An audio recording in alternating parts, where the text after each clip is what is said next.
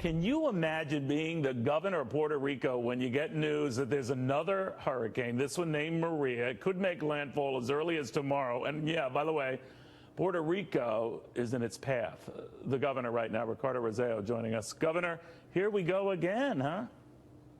I know, Neil. It's a tough situation, but you know we were on our way to bounce back with the help of the federal government and great collaboration from Puerto Ricans, great preparation after Irma. We were even able to help stranded U.S. citizens in many of the smaller islands, but now we seem to be facing a deeper, much more challenging hurricane in Maria. Yeah, it looks like it's right on the path, and I know, Governor, you had urged many to evacuate as just a cautionary, wise thing to do. Are many taking you up on that?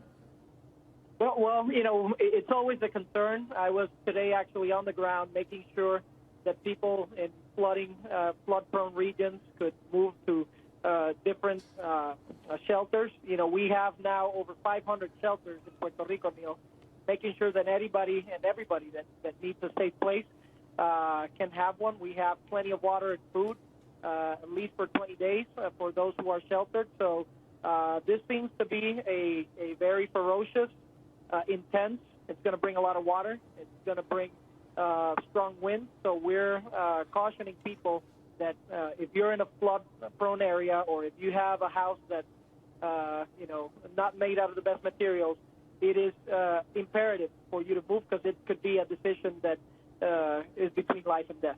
But where do they move to, Governor? I mean, where do you recommend they go? I mean, leave Puerto Rico altogether or go further inland? What?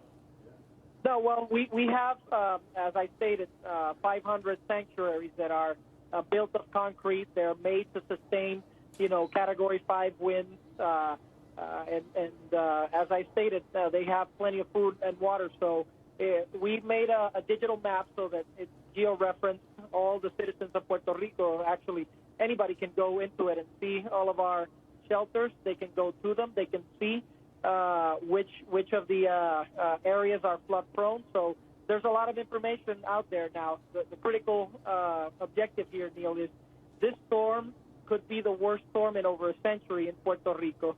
And our biggest challenge is to make people aware that this is not going to go away, that it's apparently coming through, and that the damages, aside from the infrastructure, could be devastating and very much life-threatening.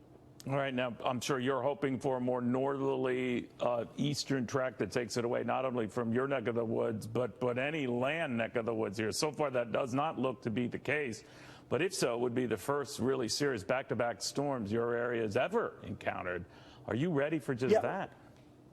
Well, you know, it was a challenge, but fortunately, we had planned for such an event once we came into the administration. Of course, there are some added challenges. The floors, you know, the soil is saturated with water, which obviously makes it more prone to flooding. Yeah. People were already on the rebuilding mode, and it's kind of hard to switch from on the drop of the dime from rebuilding to preparation and prevention. But we've made every effort, and of course, Neil, as was with Irma, with Maria, our first and our only objective right now, critical objective, is making sure people find their way to a safe shelter built of concrete that can withstand the wind, and that after the aftermath, we'll figure out how we're going to rebuild Puerto Rico again. Yeah, well, you've got your priorities right. Governor, I wish you well and your wonderful people well. Ricardo Rossello, he's Puerto Rico's governor. Here's the very latest on a dangerous Hurricane Maria. We're now up to a Category 4 on the Saffir-Simpson scale. Maria has been intensifying rapidly during the afternoon hours. Top sustained winds now 135 miles an hour. Hurricane force winds earlier. They extended out about 15 miles from the center. Now have expanded out a little farther, about 25 miles out from the center of circulation. Tropical storm force winds extend out 125 miles from the center of circulation. When you look at these infrared satellite pictures here, the ones with the cold cloud tops, where you see this orange shading, that's usually an indicator of the leading edge of the sustained tropical storm force winds. And very close to the center, near the eye, right there, that's where we have these extreme winds. We're talking winds now 135 miles an hour. That's with that eye wall, that eye core. and that's headed right towards Dominica.